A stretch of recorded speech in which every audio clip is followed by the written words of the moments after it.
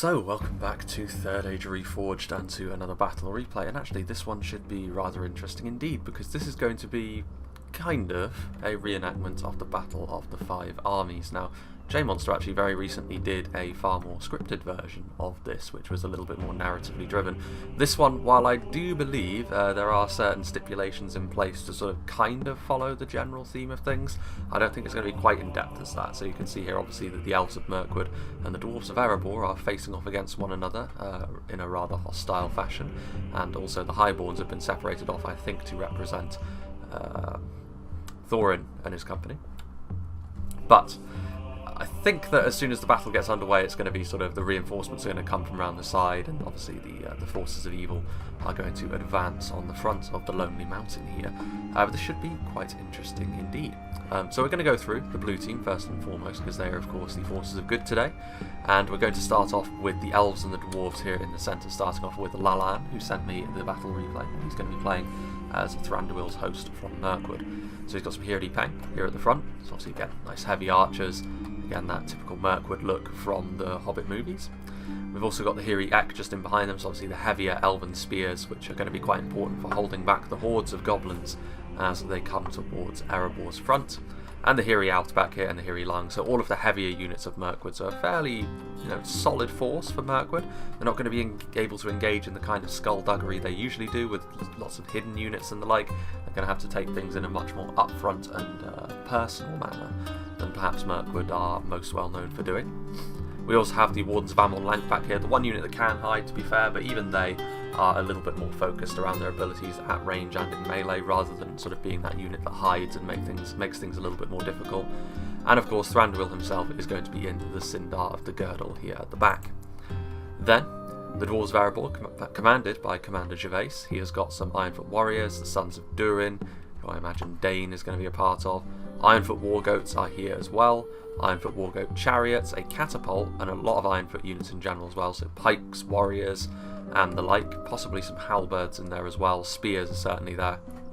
So mainly Ironfoots, also some crossbowmen for some range support. A bit of that dwarf cavalry, and that's pretty much that. You can see the towers in the distance there of the Orcs to Misty Mountain there. Meanwhile, we also have the Highborns of Erebor, which I think are meant to represent Thorin and his company. Speaking of which, the reinforcements that are going to come around from both sides. To start with, we have Pharaoh, who's going to be playing as Dale, so he's got a couple of units here of the Lake Town infantry.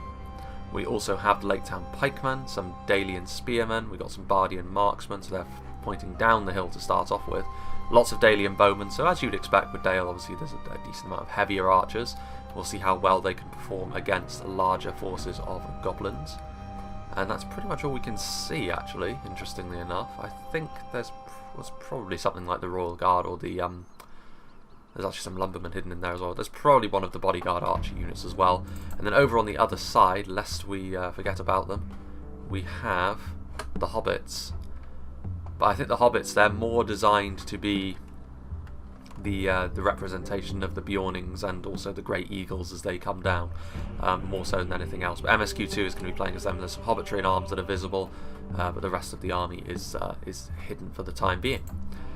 Then, moving on to the evil forces that are going to be encroaching upon Erebor, we have Grizzly Fox, who's commanding one of the Misty Mountain's armies. He's got some heavy goblin spears, he's got some Mountain Uruk host in great numbers, he's got some Black Uruks of the mountains, Goblin King's bodyguard, some White Uruk fearmongers, and some heavy goblin crossbows, some trolls, troll drummers, so nice to buff up the morale of his units, and some warg riders as well for a bit of mobility.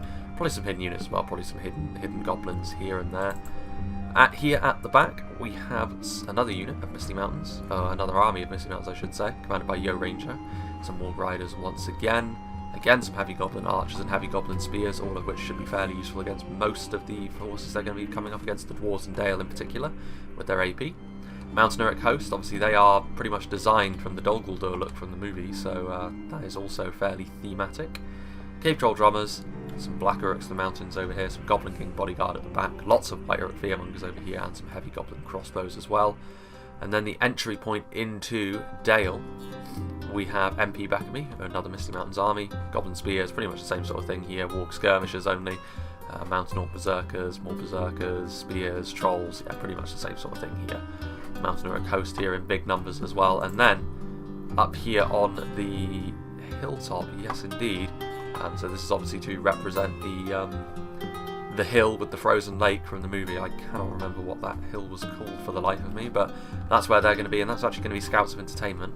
I don't think he's done this one yet, so that probably means that these are probably going to release at basically the same time, I would imagine, which is unfortunate, but can't be helped. Mountain Coast, Black Uruks of the Mountains, Cave Trolls as well in large numbers actually, Heavy Goblin Crossmen as well, Spears, and Mountain Uruk Coast, so his army there in a nice blob. But I think I will make a little bit of a cut here, because it's likely that there's going to be a little bit of marching in some way before the battle actually gets underway. So yeah, I'll make a little cut, and we will rejoin when the Battle of the Five Armies begins. So it does look as though the first encroachment of the forces of evil is now going to happen into Dale, so you can see that everyone has sort of positioned themselves as they would be. The men of Dale are within their city, and over here at the gates of Erebor, Mirkwood stand in front of Thorin's company with Thranduil having a little chat, and then obviously Dane's host over here as well on the hills as they were. Still quite a way for the goblins to actually march before they get into position to besiege that particular area. However, we should be able to get underway over here at the very least in a little bit more of an expedient fashion, because the forces of Dale here are going to have to, considering all the time that he's had to get ready, Pharaoh is not half dragging his heels once again. Very slow on the uptake, I have to say, but no matter, he should be able to get his forces into something resembling a defensive shape before Scouts of Entertainment actually manages to get there, or at least you bloody well hope so, considering the amount of time and he's already had. 17,000 frames into the battle and not a single volley has been exchanged as of yet, and he seems to have lost the bottle to hold on to this lower section and is immediately falling back. I don't mean to sound critical, but I mean, when you have that amount of time to get yourself into position and everyone else is ready and waiting for you, like, I think that Scouts should have probably attacked sooner, or should have been allowed to attack sooner, because I mean, come on. It's not hard to organise an army like that. Even the newest player can manage that. Regardless, slowly but surely, I think we will actually go up to ×6 speed. I really hope that I haven't re-entered the battle too soon here, because this does seem to be one of those that takes a little while to get going, because everyone needs to get into position. I think this battle honestly would probably do better as a scenario where no one has to move their army into a position like this, but considering this was something that was a bit more spontaneous and off the cuff, it actually has worked out pretty well. So the goblins are now pouring into the city, and hopefully we'll get to see the exchange of fire. You can see over here that actually there has been sort of, obviously this isn't going to do any damage because you can't switch sides in a Medieval 2 battle when it's done, or when it started, but obviously these units are going to sort of rub up against one another to simulate at the very least. And the dog is barking away in the background there, I can only apologise for that.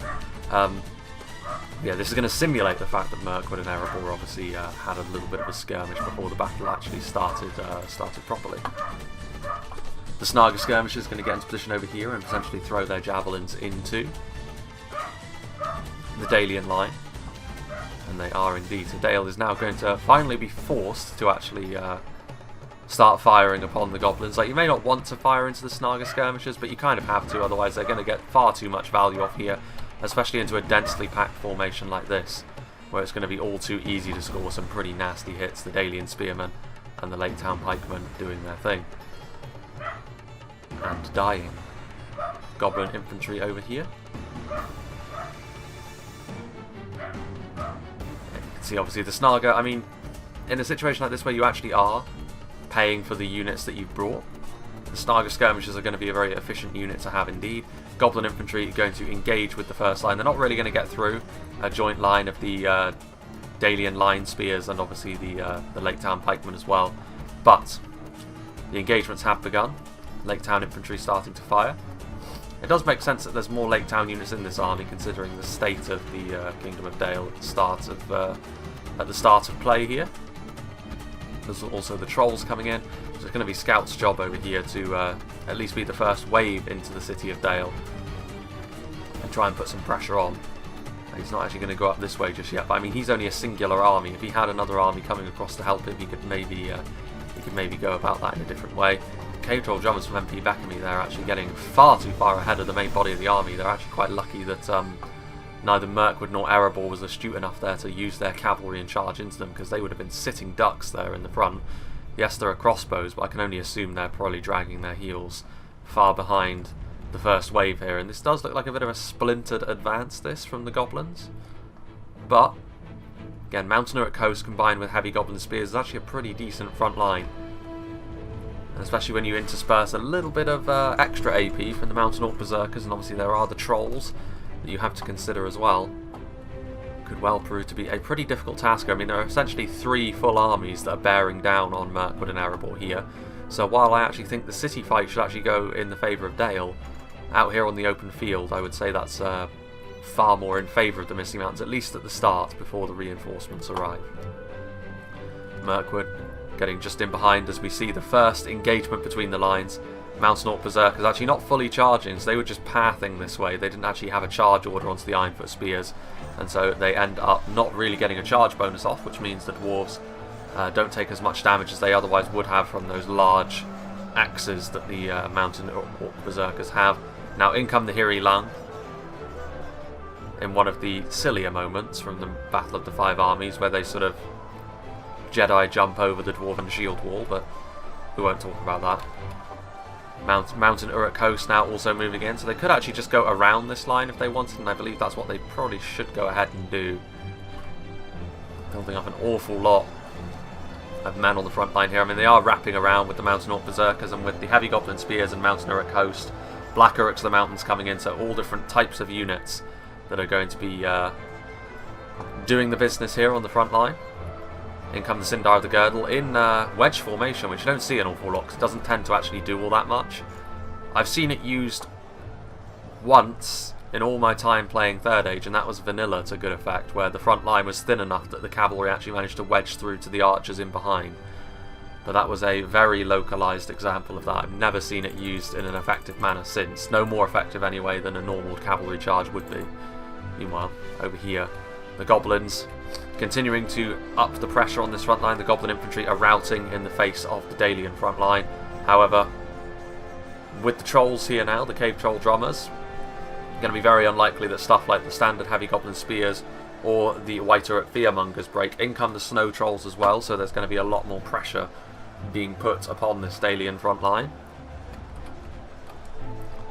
Lake Town pikemen fighting. Obviously, Lake Town pikes are not going to be all that useful against trolls. He needs to be careful not to get his cave troll drummers too close to the front line.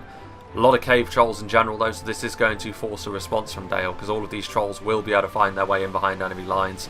Yeah, and that's good awareness there to notice that gap and get the trolls into it and start attacking a more fragile point, because at the end of the day, these are just spears and pikemen. Most of the damage is going to come from the archers and the javelins.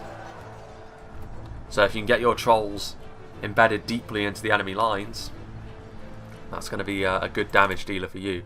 Meanwhile, over here on this front line, you can see the Ironfoot Wargoats charging into the Goblin host. However, the Goblin host is made up of so many White Uruks and heavy Goblin spears that cavalry needs to be so careful about charging in, and this unit is actually a little bit splintered and scattered now, so the Goblins are not going to have too much of an issue there in making that work for them. Meanwhile, the joint elf-dwarf front line is still holding on for the time being.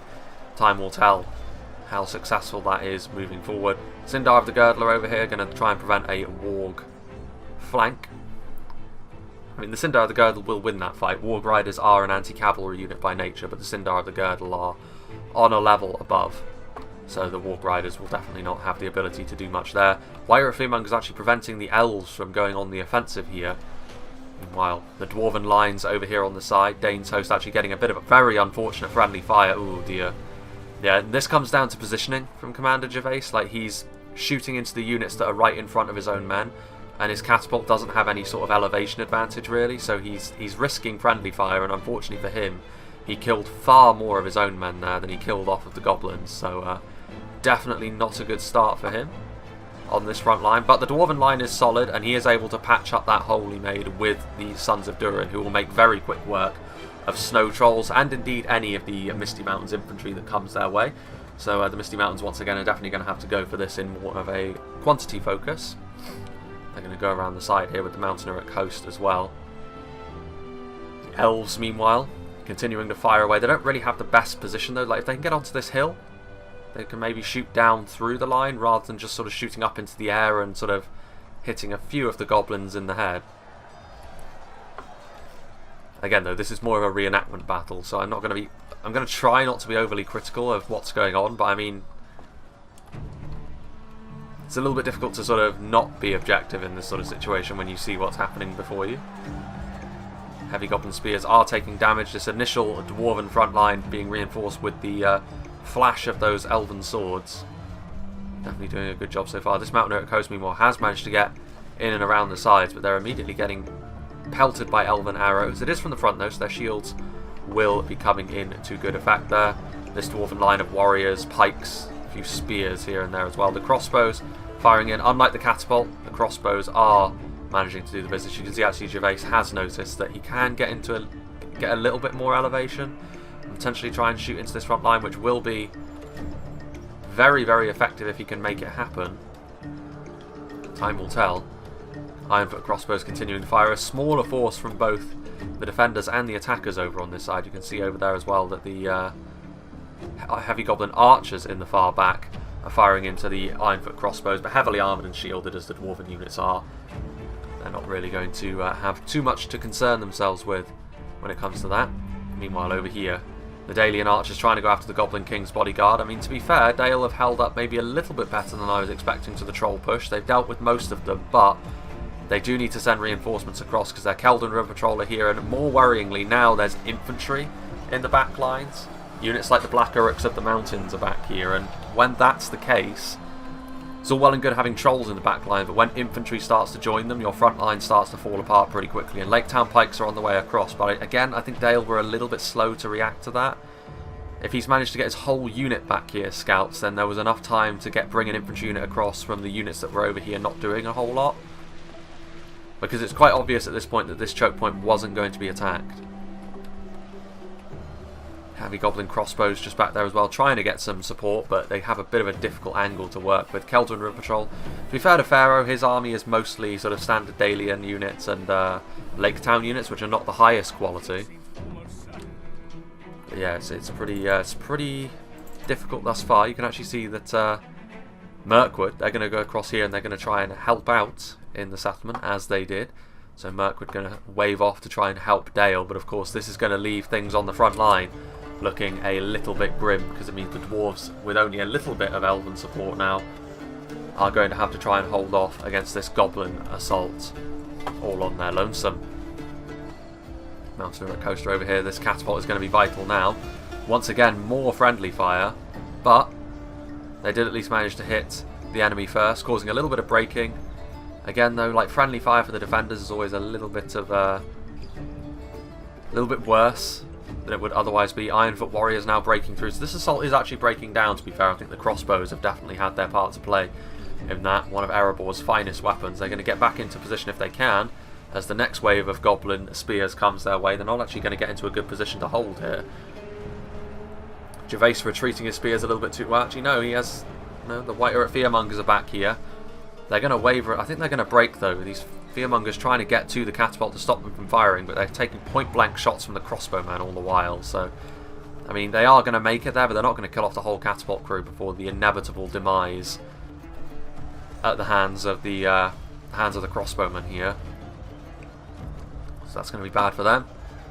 Meanwhile, you can actually see as well the Misty Mountains now engaging in the same sort of tactics, using their own crossbows to pretty good effect. And at this point, the Dwarven lines are looking very, very haggard. So in spite of the fact the catapult will probably come back online, by that point it'll probably be too late to reinforce the front line, unfortunately, for the Dwarves of the Iron Hills. And over here as well, a very similar situation as the Elves, pretty much on their last legs. The Dwarven shield wall that was in front of them has been worn down completely at this point by the unrelenting assault from the Goblins. And while they're damaged, the Goblin host is still in good enough shape to definitely feel confident about punching all the way through to Erebor. So Thranduil waving off to try and help defend the city of Dale has ultimately resulted in the loss of the front line, at least initially. There are still these Ironfoot warriors, there's still the crossbows, but I mean there's really not much left of them. You can actually see that the Misty Mountains are going to pull back. Not feeling as though they've got enough over here to make the assault stick, I suppose, and that's true looking at the units they had. They were gaining the upper hand, but that was mainly due to their range support from their crossbows and their javelin men, not so much from their power and infantry, so they're going to pull back, regroup their forces, and then presumably renew their assault in earnest. And obviously this is Dane himself, the Sons of Durin, who actually haven't taken that much damage, to be honest with you, despite fighting on the front line. Not too surprising when you consider the calibre of units that the Misty Mountains normally traffic in. Meanwhile, over here, Goblins actually have been turned back at this point by the Men of Dale. And again, this comes down largely to the fact that Scouts of Entertainment has got some of his units up here. So he had more or less 3/4 of his army going up against a full army over here. So you expected him to lose, I would suggest. At least here in the city. So Dale have managed to defend themselves for the time being, but they have taken losses. How useful they will be in the latter stages of this fight remains to be seen. We've got here Lake Town Pikemen finishing off the units back here. The support of the crossbows never really came to anything. They weren't really able to get into a good enough position to shoot. Any shots would have been better than no shots, though, I would say. So just sort of trying to shoot over their heads would have been better than not doing anything at all, but regardless, Dale probably feeling pretty good about themselves at this point. Goblin King's bodyguard are broken and fighting to the death. And this is going to make Thranduil's reinforcements somewhat pointless when you think about it. He's coming over here to try and save Dale, but Dale have managed to save themselves. And in the process, abandoning the dwarves has meant that the Dwarven front line has collapsed. What is Dane going to do over here? Dane is trying to sort of back up against the wall. You can actually see that the Misty Mountains are going to sort of move more centrally, maybe going to position themselves so they can go right into the front of Erebor itself. Highborns and Erebor legionaries ready to represent Thorin and company. And that's pretty much the end, so there's going to be a bit of a lull in proceedings here as I think the second phase is organised. I don't think this is how they intended for it to go, to be honest with you, because I think Dale, were meant to be struggling a little bit more, but if that was the case, I think they maybe should have made it so that Scouts of Entertainment was able to commit his full army over here, rather than have him be the one representing Azog in the hills, because as a result, Dale was able to just overcome the Goblin host that was heading this way, and Thranduil's reinforcements seem a bit of a wet noodle now, really, when you think about it. But they're going to head to Dale anyway, enter the city. We'll see if a second wave approaches the city or not, because I don't think all of these goblins will be required at this point to actually take Erebor itself. Dane's army is incredibly weak at this point, and Thorin's 2 units are not going to be enough to make up for the damage that has already been sustained. Bit of range support as well from the archers, the dwarves sort of circling the edge of the map. The one thing to consider, of course, is going to be the reinforcements from the Shire army, which I think consists of Great Eagles and Beornings. And the Hobbitry in Arms is meant to represent Bilbo. You never know, Hobbitry in Arms could be the hero that the defenders need. Because I do think ultimately, while the defenders have won in the city of Dale, I mean, this goblin force out here is still strong enough that I don't think they'll be too concerned about that. MP Bacamie's army is now turning around, and he's going to head towards Dale as well, I think. Bit of a pawn sacrifice, though, I think, because Dale and Mirkwood will be waiting. But let's see what's happening over here. Again, they've done their best with sort of trying to follow the basic outline of the battle here, but obviously it does lead to these rather large gaps in between action phases. So yeah, Dane at this point is going to form up around the entrance to Erebor. Erebor legionaries coming out first and foremost. Right. Let's go back to regular speed, as it does look as though MP Bacamie entering the city of Dale. Lalan's Mirkwood army now over here, and I think Dale's main problem here in this battle will have been their overall quality, but with Mirkwood's arrival, that is not really going to be too much of a concern anymore. Here Peng. Up here on the hills. Still a fair amount of Dalian units, to be fair. But again, uphill, fighting into a choke point with not his full strength. You can't really blame Scouts for ultimately losing that fight. The situation just worked against him. don't know what's happening over here. Thranduil's just sort of hanging out. Don't recall him going up onto this hill. Regardless, Mirkwood getting into position. What's going on over here? The O'Ranger's army is now peeling off. Not sure what's happening actually at this point. Seems to be a little bit of a fragmented display at this point. Ah, the reinforcements. Here we go. This is the first time I've shown these guys. The Great Eagles. But yes, they do exist. You can hear from the sound effect that they are effectively cavalry. So they can't fly over impassable terrain or units. So it's not like Warhammer in that regard. You have to look at them basically as just being an incredibly dangerous unit of cavalry. Same as the Beornings. Obviously they are a much more traditional unit of cavalry, but I mean the Eagles here are going to be able to charge in. They should be able to do enormous damage on the charge, so a really neat addition this. And there they go, landing and then taking off again. I think I know what the thumbnail's going to be. I'm going to try and incorporate the Great Eagles in some way. So they're just going to charge into the Warg skirmishers here. And they should do an enormous amount of damage off the charge. No, I think MSQ2 there was trying to force path them through, and I think if it's his first time using the Great Eagles, then he's going to have to pretty quickly realise the fact that they are not a unit that flies over units if they're in the way, because that's not how Medieval 2 works. It doesn't work in that way. And also the Great Eagles as cavalry, if you don't get their big charge bonus off, the Wargs will actually do very well against them. So MSQ2 needs to smarten up his act a little bit there, otherwise he's going to lose his most dangerous weapon without really accomplishing anything at all.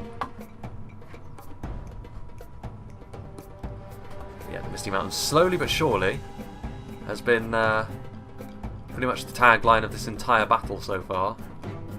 We'll get there in the end. Sindar of the Girdle still just loitering around on this hill.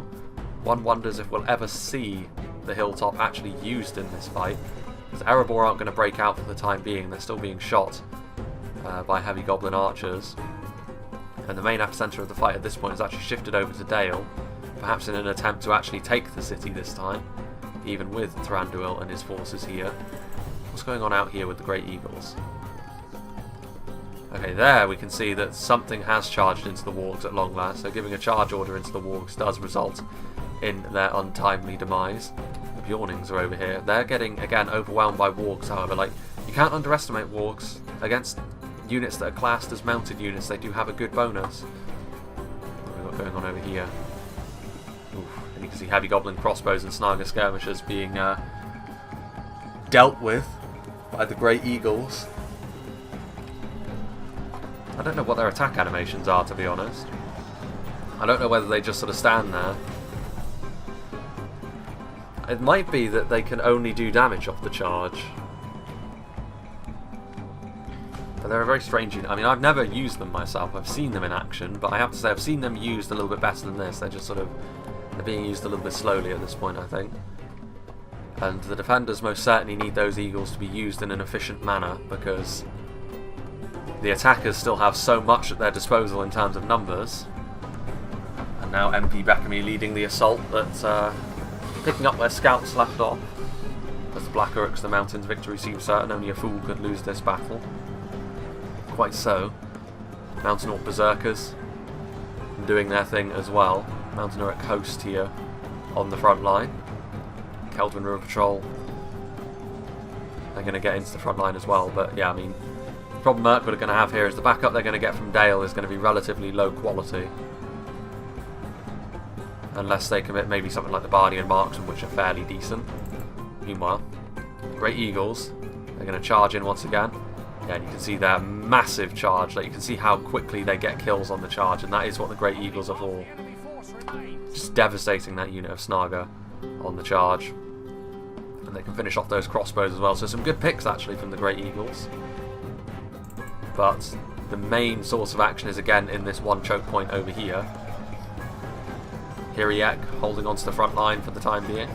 Going to need some sort of support over here, I think, the Goblins, if they're going to have much success. There's a little bit of support coming in from the crossbows. The drummers are close enough as well that at least these Goblins will fight to the bitter end. More men from Lake Town joining the elves on the front line. But that is a lot of goblins. And a lot of orcs from the mountains. Meanwhile, the Eagles just continuing to feast on the scraps that are still out here on the open plains. And now Yo Ranger is going to close in and try and do some damage on Gervais's front line. I mean, he will lose if he goes forward here, Yo Ranger, but it would fit. Because Thorin needs to break out and get up to that hill somehow. Whether he's going to be able to waddle his way over there, considering how slow heavy Dwarven infantry is and considering how much time is left in the map. I really like the silhouette of the towers and the buildings in the background with this weather on.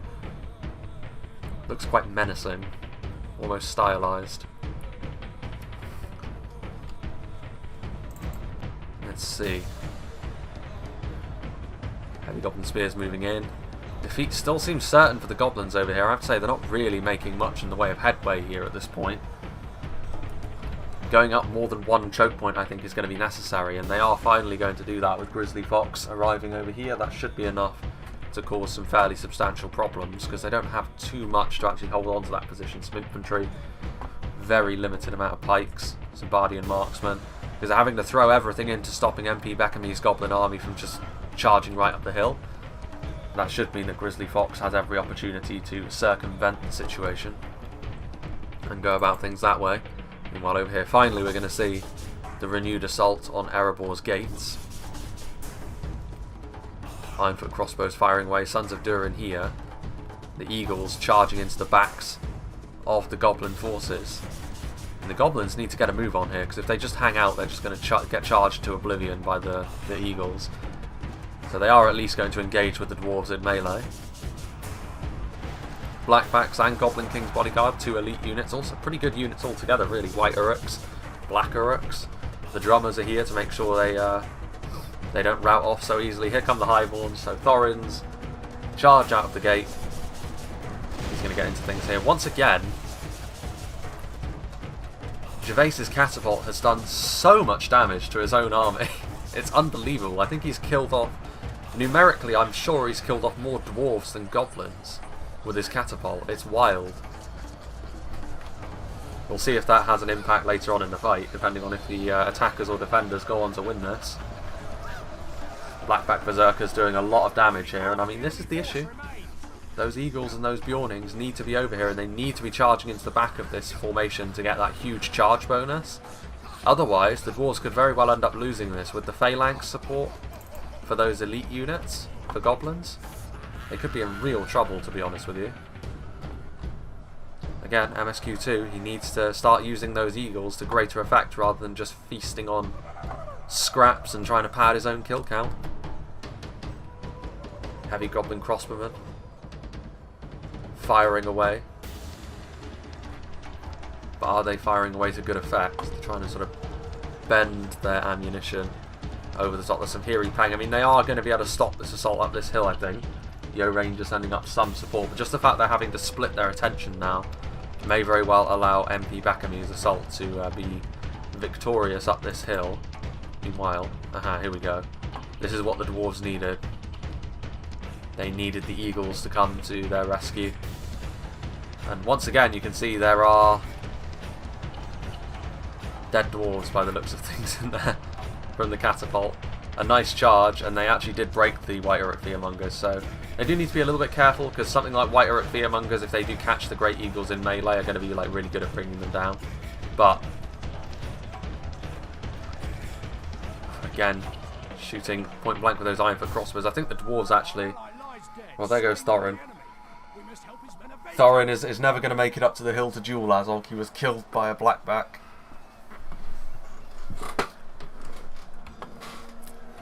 What have we got here? Ironfoot crossbowmen firing in with those bolts into the Black Uruks.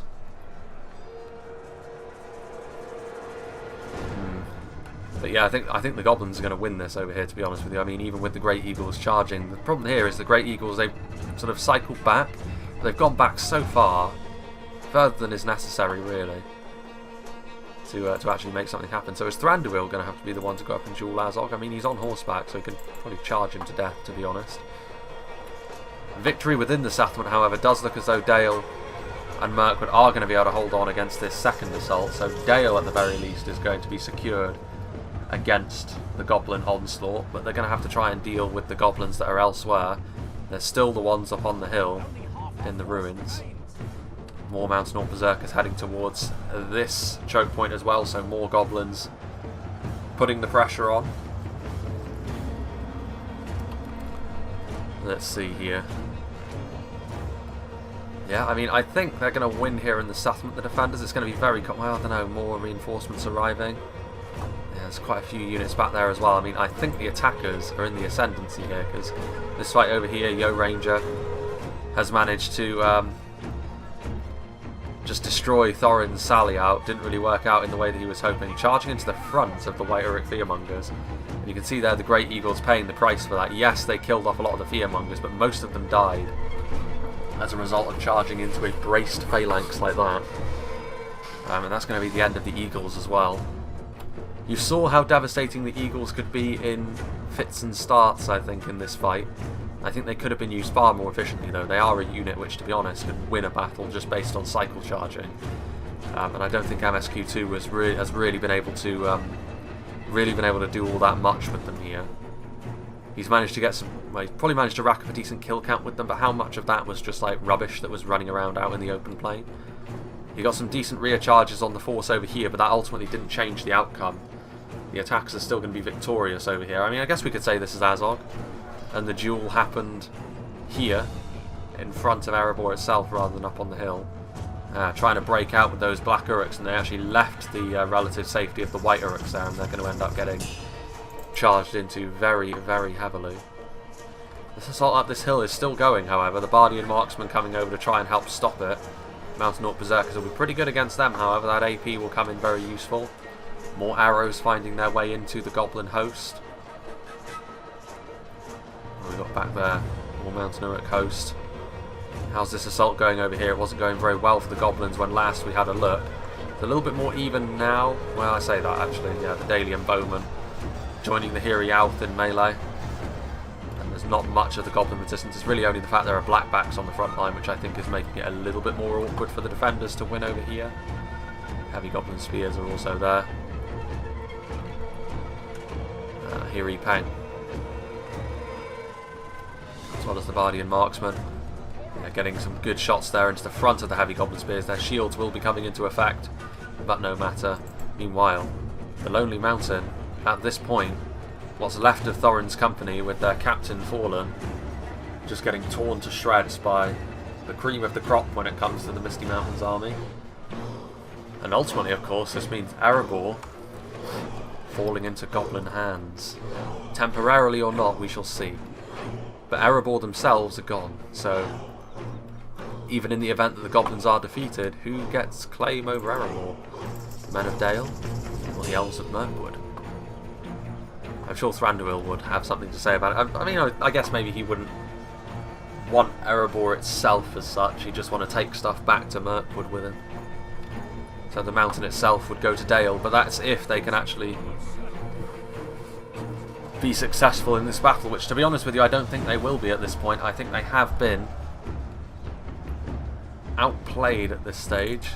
We're never really going to get the chance to see this area up here utilised, I don't think, because I think the Goblins up here are just going to have to move down the hill to join in on the fun, because with them being victorious over at the gates of Erebor, right, for crossbows routing, but yeah, with the inevitable victory over here, what's left of the Goblin host, I mean, they could just stay over here and hold on to their prize if they so wanted.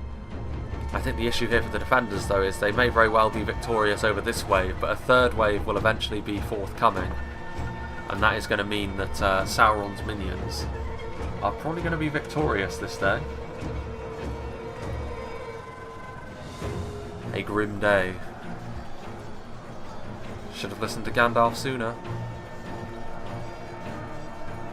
Yeah, these Bardian Marksmen are struggling against these AP troops. Like, Bardian Marksmen are decent line infantry, but when they're going up against like dedicated AP shock troops like that, it can be pretty tough for them, because it's exactly what is necessary to kill them quickly. Hiri Peng charging into melee. few goblins finding their way into the back lines, but those Bardian marksmen should finish them off at least. A few spears. Here comes Bilbo. Nothing left for him to do but charge in. Bilbo and the other 250, oh no, not 250, the other 161 hobbits that decided to come with him in this version of the story. That would be less of a burglary and more of a home invasion, but I think that would probably be easy enough to deal with for Smaug. Mountain Orc Berserkers trudging up the hill. Yeah, there goes King Bard. About to call him King Brand then, but no, it's Bard. Yeah, I think here the attackers are going to be victorious, though. The goblins still have enough left in the tank to finish off the defenders here in Dale. But yeah, this was obviously a little bit of an unrefined reenactment of the Battle of Five Armies, because they had to do what they could with like a standard map and standard deployments. It's the sort of thing that I think would really benefit from a scenario being made on it, because then you don't have to go through the lengthy process of sort of deploying your men and like moving them across the whole map. I think that would be just the ticket. And also it allows you to maybe fine-tune the balancing a little bit more, where like maybe Dale starts struggling right from the off and you're able to control the flow a little bit better, whereas here it was obviously a little bit more fragmented. But again, alternative history. If the goblins front-loaded their assault just a little bit more. Thorin and Dane perishing at Erebor's gates. Bard unable to reclaim his ancestral home. And Thranduil, all the L'Oreal in the world is not going to be able to save him here.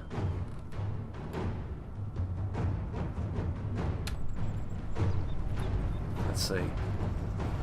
Yeah, this is really just the slow march to the end at this point. Hobbitry in arms, helping the elves. I mean, they're going to be able to be victorious against this assault, but this assault really isn't the important one at this point. They're going to have to form up a new front line to deal with the renewed vigour of the assault from over here, with more of the goblins arriving from other places to help MP Beckermead's assault up this one choke point. There are still Great Eagles back here. 4 Great Eagles. Oof, there you can see one of them just getting killed by one of the Trolls' drumsticks. Death by drumstick is one of the more creative ways to go out, I suppose. Heavy Goblin crossbowmen being hunted down by the Bardian marksman. Any victory they can get at this point, the defenders I'm sure they will take. Dalian bowmen routing and broken.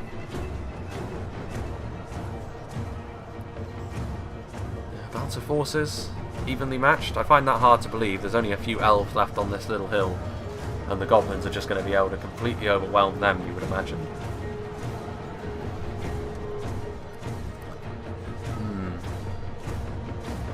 Going on down here, the Great Eagles continuing to do their thing. Again though, they need to charge out and then charge back in to be effective. Like, that's the thing, like that's been the problem with the Great Eagles used throughout this entire match. They've just been hanging around too long in melee. And even if they're up against like really weak stuff like heavy goblin crossbows in melee, like they're still not effective really at that. You need to get them out and charging. Like, their charge bonus is absolutely enormous. That's where their effectiveness lies. There goes a Goblin General. One of the many Azogs on display today. But which one is the real Azog? Meanwhile, well, I mean, Thranduil's back here.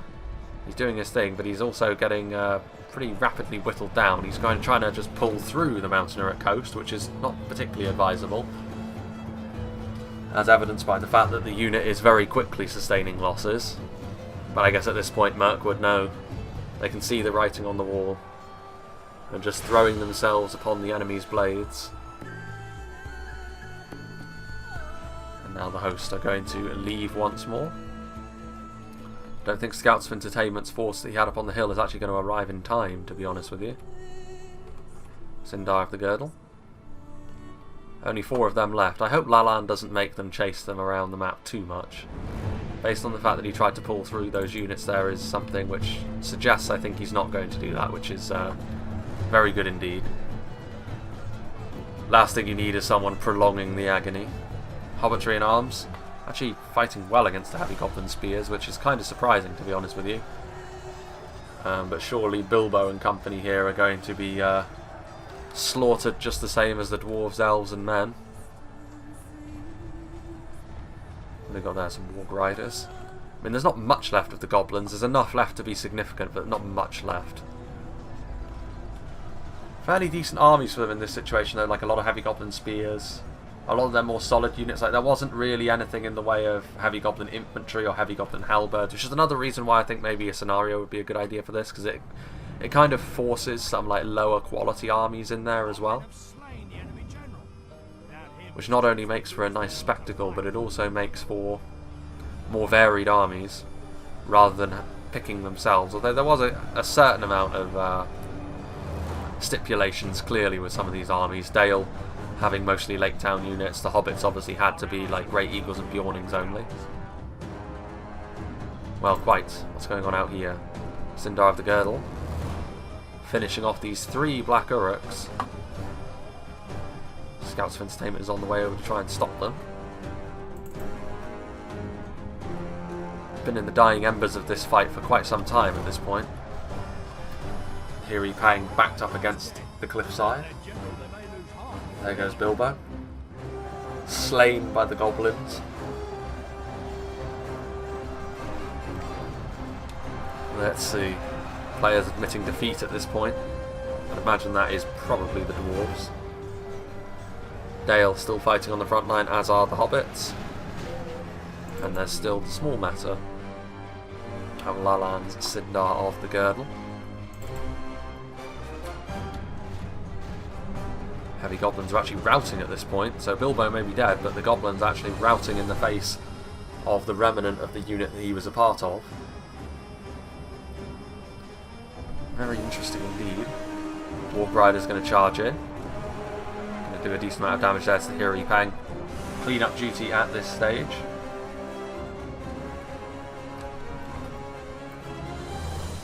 There's not much going on down there. Heavy goblin crossbows. The City of Dale at this point. The ruined version of the City of Dale is probably more appealing for goblins to live in than the fixed up version, to be honest. It's more their aesthetic. What have we got going on out here? Still the Sindar of the Girdle. They're going to charge in here to the Mountain Uruk host. Somewhat of a counter charge there.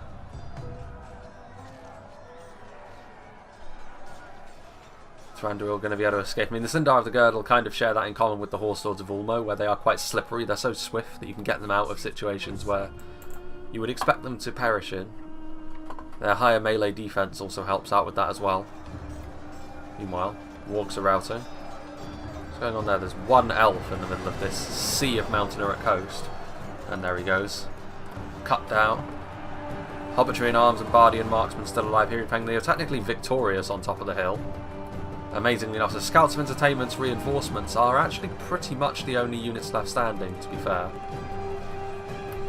So in spite of the fact that for a long time it's been clear that the attackers are going to win this, it is actually a closer battle than it first seemed. Those Bardian marksmen are not going to make it very far. They're just sort of trying to charge through, trying to break out from the siege. Hobbitry in arms as well. I mean, when they're up against Mountain Uruk coast. There goes Thranduil. Finally pulled down by Blackbacks and Mountain Uruk host. So he dies out on the open plain along with Dane and Thorin. Bard dying within the city limits. And we approached, well, with Bilbo actually. So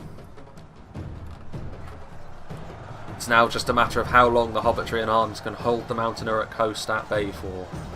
And I'm willing to bet that that's not going to be too much longer, considering the amount of frames left in the battle. Around about 1,000.